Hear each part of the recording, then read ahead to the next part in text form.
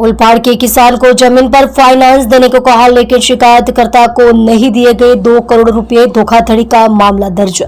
सूरत eco cell police ने आरोपी दिलीप सिंह वखत सिंह वाला को पकड़ा। इस घटना में शिकायतकर्ता को अपनी जमीन पर वित्त की आवश्यकता थी।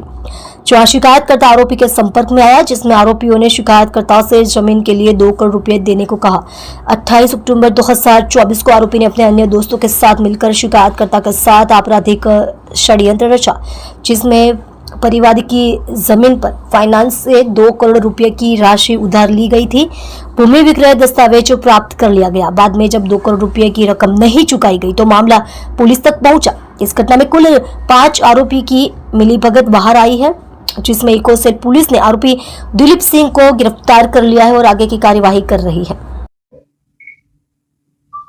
મહેરબાન પોલીસ કમિશનર શ્રી અનુપમસિંહ ગેહલોત સાહેબના માર્ગદર્શન નીચે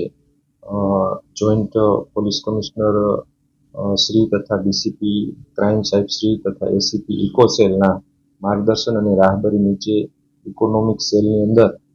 કામગીરી થતી હોય છે, જેના આધારે ગઈકાલ તારીખ 10/3/2025ના રોજ એક ગુનો દાખલ કરવામાં આવ્યો છે, જેના ફરિયાદી શ્રી મહેશભાઈ ગોળકિયા છે। એમને અચાનક કોઈ ફાઇનાન્સની જરૂર પડી, જેથી એમણે બજારની અંદર દલાલોનો સંપર્ક કર્યો કે ભાઈ મારે 2 કરોડ જેવું ફાઇનાન્સ જોઈએ છે, જેથી એમને એક દિલીપ કરીને દિલીપભાઈ તખતસંગ વાળા જે બજારની અંદર મળ્યા અને એમણે કીધું કે હું તમને ફાઇનાન્સ અપાવી દઈશ, પરંતુ તમારે જો ફાઇનાન્સ જોતું હોય તો એના બદલામાં તમારે તમારી કોઈ બી જમીન જે છે એ એમને દસ્તાવેજ સ્વરૂપે કરી આપવી પડશે, જેથી ફરિયાદી શ્રી મહેશભાઈ ગોળકિયા એમના વિશ્વાસમાં આવી ગયા અને આ દલાલે બીજા अन्य આરોપીઓ જે આમની સાથે સંકળાયેલા છે આ ફરિયાદમાં તેવા જોઈએ તો એક આપણે મેહુલ કિરીટસિંહ જાદવ, હરદતસિંહ જયદેવસિંહ જાદવ, બહાદુરસિંહ જયવીરસિંહ જાદવ, જયરાજસિંહ વનરાજસિંહ જાદવ આ બધાએ ભેગા મળીને ગુનાહિત કાવતરું રચ્યું અને આપણા ફરિયાદી શ્રી મહેશભાઈ ગોળકિયા છે એમને દસ્તાવેજ પણ કરાવી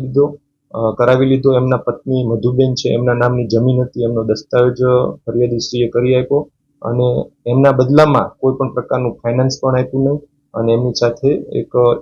છેતરપિંડી ચીટિંગ કરવામાં આવ્યું, જેની તપાસ હાલ અમો કરી રહ્યા છે અને અન્ય આરોપીઓને પણ પકડવાની તજવીજ હાલમાં શરૂ છે। ફરિયાદી શ્રી એ પોલીસ કમિશનર શ્રી સાહેબનો સંપર્ક કર્યો અને કમિશનર સાહેબે તુરંત આ બાબતે એક્શન લઈ અને આરોપીઓને ધરપકડ થાય એ બાબતની સૂચનાઓ આપી, જેથી કરીને આરોપીનો એક આરોપી દિલીપ છે એમને પકડવામાં આવ્યો છે અને રિમાન્ડની તજવીજ કરવામાં આવેલી છે। આરોપી જે દસ્તાવેજ કરાવનાર અન્ય આરોપીઓ છે એ અને ફરિયાદી શ્રી બંને વચ્ચે દલાલની ભૂમિકા ભજવી છે અને આ સમગ્ર પ્રકરણની અંદર એમને 2 થી 3% જેટલી દલાલી મળશે અને જે આરોપીઓ જે છે એ પણ એમના ગામના સગા સંબંધીઓ છે, જેથી એ સમગ્ર